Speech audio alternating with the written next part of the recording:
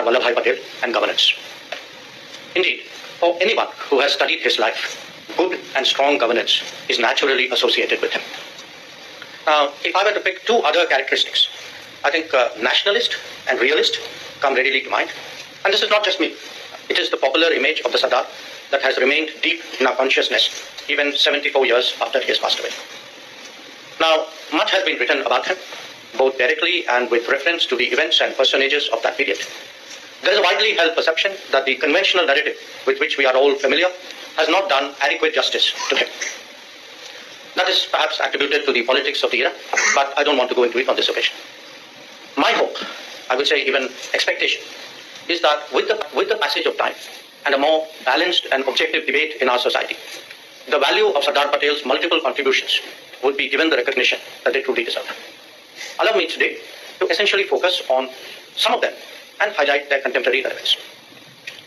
I'm sure all of you would agree with me that it's actually no exaggeration to assert that but for Sardar Patel's leadership, the story of the integration of Indian states in the aftermath of the partition would be very different.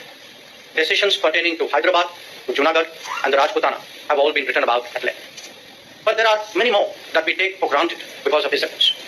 Even today, his secretary V.P. Menon's account of what happened at that time, I believe, is a must read to understand our modern history.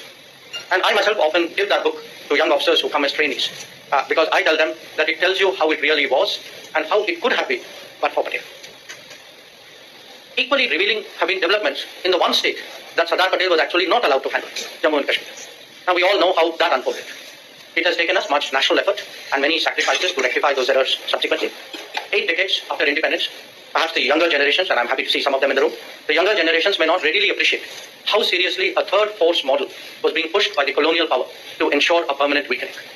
It was in large measure due to Sardar Patel's legendary firmness and vast negotiating skills that our senior colleagues have spoken about, which ensured that many instruments of accession were signed.